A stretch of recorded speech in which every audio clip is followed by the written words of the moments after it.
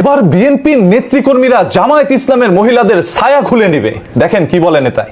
আমি বলতে চাচ্ছি আমার বিএনপির নেতৃবৃন্দ ওই জামাতের মেয়েদের ছায়া খুলে নেবে বলে দিলাম। যদি আবার আপনারা গ্রামে লাগান, আপনারা গ্রামে মেয়েদের লাগাবেন। এই নেতা প্রকাশ্যে কিভাবে সবার সামনে বলল যে বিএনপির নেতৃবৃন্দরা মানে বিএনপির যারা মহিলা কর্মী আছে তারা জামায়াত ইসলামের মহিলা কর্মীরা যদি বাসার মধ্যে ভোট চাইতে যায় বা নির্বাচনের প্রচারণা চালাতে যায় তাহলে তার শাড়ির নিচে যে ছায়া থাকে সেই ছায়াটা তারা খুলে নেবে। এখন এই ছায়া ব্যবসা কবে থেকে এই নেতারা শুরু করলো?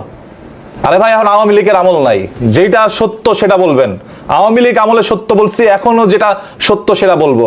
এখন পর্যন্ত দেশের মধ্যে কোনো নির্বাচিত সরকার আসে নাই, নির্বাচিত সরকার আসলো সত্য বলবো। এই সত্য বলার জন্যই এই দেশের মধ্যে নতুন করে আমরা স্বাধীনতা নিয়ে আসছি। এই যে দেখেন বিএনপির এই নেতা প্রকাশ্যে জনসম্মুখে একটি মঞ্চের মধ্যে উঠে বলল মহিলার ছায়া খুলে নিবে। ওর ঘরে কি মানে মা বোন নাই? যদি মা বোন থেকে থাকে একজন মহিলার এরকম একটি জিনিস নিয়ে কিভাবে তিনি বাজে মন্তব্য করলো?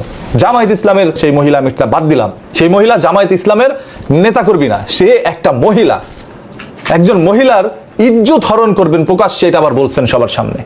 এবং আপনি আহ্বান করছেন আপনার নেতা কর্মীদেরকে যে জামায়াত ইসলামের কোন মহিলা যদি রাস্তার মধ্যে আসে ভোট চাওয়ার জন্য তাহলে তার ছায়া খুলে নেবেন। ছায়া কারা খুলে? মাথা কাটান। ছায়া ব্লাউজ কারা খুলে? মহিলাদের কাপড় চোপড় এইভাবে ছিনিয়ে নিতে চায় কারা? তারা ভালো মানুষ না যারা এই ধরনের কথা বলে প্রকাশ্যে। সবার মা বোন আছে, মা বোনকে নিয়ে বাজে মন্তব্য করা সেটা যেই দলই করবে আমরা মেনে নিব না। আজকে এই নেতার কথা হয়তোবা অনেকে পাশ কাটিয়ে যাচ্ছেন, অনেকে এটা মাথায় নেন নাই। তবে এরাই যদি ক্ষমতায় আসে, এইরকম নেতা যদি ক্ষমতায় আসে তাহলে দেশের কি হইতে পারে চিন্তা করে দেখেন। সত্য কথা সবাই বলে না ভাই, সাহস লাগে। এই নিয়ে সত্য কথা বলে দিছে স্টেজের মধ্যে উঠে, এটাও তার সাহস আছে, আমি তার সাহসের প্রশংসা করি। তবে এই সাহসটা ভালো কাজে দেখাইলে কাজে দিত। আপনি জামায়াত ইসলামের একটা মহিলার ছায়া খুলে নিয়ে যাবেন, তার ব্লাউজ খুলে নিয়ে যাবেন, এটা বলতে কি আপনার লজ্জা লাগে নাই? আপনি খুলেন আবার আপনার নেতা কর্মীদেরকে এই আহ্বান জানাচ্ছেন। নেতা যারা আপনার নেত্রী আছে তাদেরকে আহ্বান জানাচ্ছেন। জামায়াত ইসলামের দোষ কি? তারা মহিলাদেরকে কেন তাদের সংগঠনের মধ্যে আনছে? তারা তো ইসলামিক দল, তারা ইসলামিক দল, এটা আপনারা মানেন, আবার আপনারাই বলেন তারা কোনো ইসলামিক দল না। মানে আপনারা কি বুঝাতে চান? আমি জামায়াত ইসলামের দালালি করতে আসি না, আমি ইনসাফের কথা বলতে আসছি। এখন ইনসাফের কথা বললে সেটা কোনো দলের বিরুদ্ধে গিয়ে দাঁড়ায়, কারণ ইনসাফ কোনো দলের না। ইনসাফ হচ্ছে মানুষের জন্য, জনগণের জন্য কথা বলা। আজ একটা মহিলার ছায়া খুলে নেবেন এটা বলছেন, আগামীকাল যখন ক্ষমতা পাবেন হাতের মধ্যে তখন আরো কত কিছু খুলতে চাইবেন আপনারা, প্রকাশ্যে এগুলো বলবেন। আওয়ামী লীগের আমলে শুনছেন কোন নেতা এরকম কথা বলছে যে মহিলাদের ছায়া ব্লাউজ খুলে নিবে?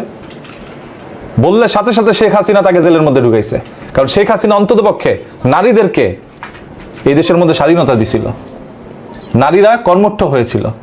আর আজ আপনি দলে ক্ষমতায় আসার আগেই বলতেছেন ছায়া খুলে নেবেন।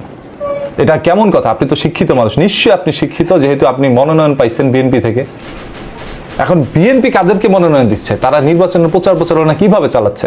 আপনি জামায়াতের একজন হুজুরকে নিয়ে বলতেন, আমি কিছু বলতাম না। তবে আপনি মহিলাদেরকে টেনে নিয়ে আসছেন এখানে। আপনারা যারা যারা ভিডিওটা দেখতেছেন সবাই ভিডিওটা শেয়ার করেন। আপনারা ভালো জিনিস শেয়ার করবেন না, তারপরও বললাম শেয়ার করেন এই কারণে যে যাতে করে কোনো নেতা এইভাবে প্রকাশ্যে কারো ছায়া ব্লাউজ খুলতে না চায়।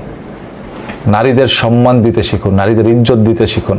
আমার নবী হযরত মুহাম্মদ সাল্লাল্লাহু আলাইহি সাল্লামও যুদ্ধের ময়দানে মহিলাদেরকে নিয়ে গিয়েছিলেন। তারা সম্মুখে যুদ্ধ করেছেও এবং তাদেরকে নেওয়া হইতো এই জন্য যে আহত যে সকল সাহাবীরা ছিল তাদেরকে পানি এগিয়ে আনার জন্য, সেবা দেওয়ার জন্য, সেবামূলক কাজের জন্য তাদেরকে নেওয়া হয়েছে। অনেক সময় যে তাঁবু টাঙাতে হয় সেই তাঁবুর ব্যবস্থাও এই সকল মহিলারা করেছিল। তো আমার নবীর সাথে যখন মহিলারা যুদ্ধে যেতে পারে তাহলে একজন হুজুরের সাথে একটা মহিলা ভোট চাওয়ার জন্য যাইতেই পারে, এখানে খারাপ তো কিছু না। সো ভাই, যে যার যার মতো করে নির্বাচনের প্রচারণা চালান। এইভাবে এই নষ্ট রাজনীতি আর আইনেন না। এই নষ্ট রাজনীতির হাত থেকে বাঁচার জন্যই এই দেশের মানুষ গণ অভ্যুত্থান ঘটাইছে। সেখানে মায়ের সামনে সন্তানের জীবন